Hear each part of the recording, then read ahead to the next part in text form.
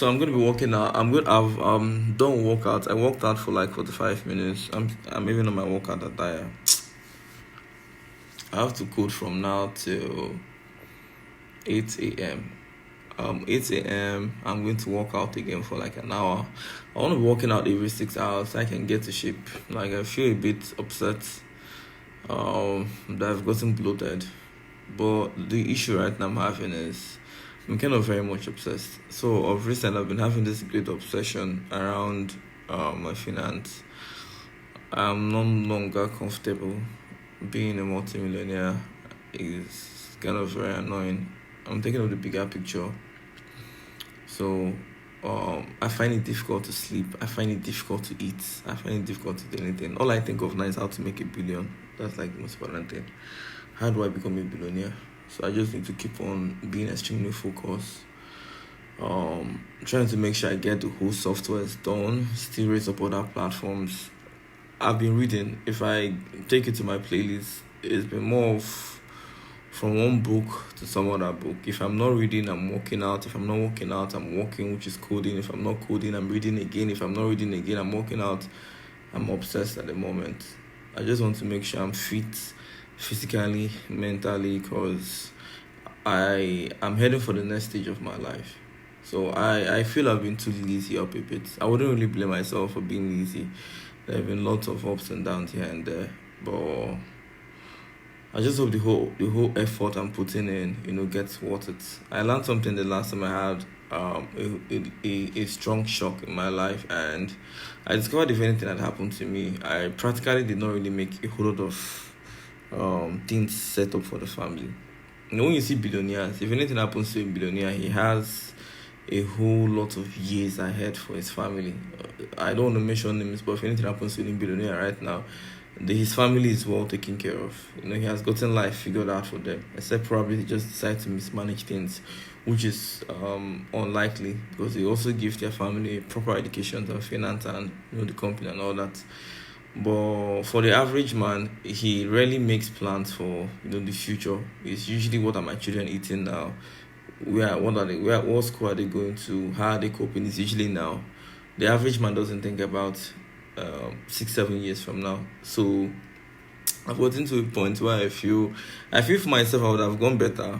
If I had come from a very, very wealthy family, if I had the luxury of going to the best school, if I had the luxury of studying abroad on time, I can do that now. But I mean, like, on time.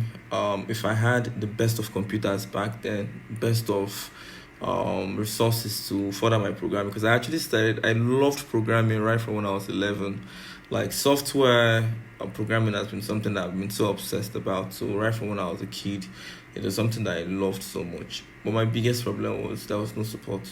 So basically, coming up as a child, you love this whole stuff, you couldn't just get it. Okay, I remember the first time I ever got a good smartphone, how my dad was actually even shouting, and my mom was, spoiling me for giving me what was it called? A smartphone.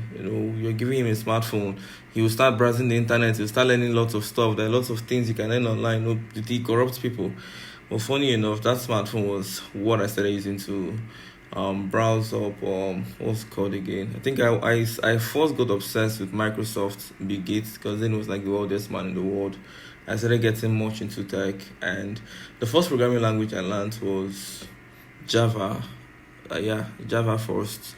After Java, we did a bit of Python, because you could actually create Symbian application like this. All this Nokia, they make it of Symbian.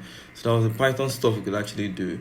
Went into HTML. But now the whole point of the whole thing is that little smartphone followed by my laptop was what I struggled. And despite all the odds, the whole challenges after then, I was able to really like pull through.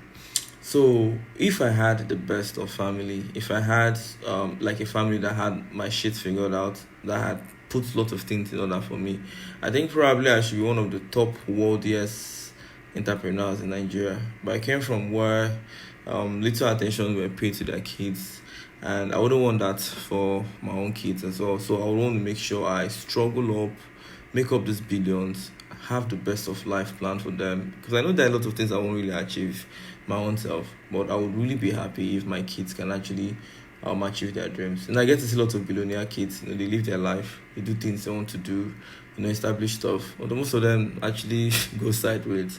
But I think if you're to check an average, they're pretty well fulfilled. Yep.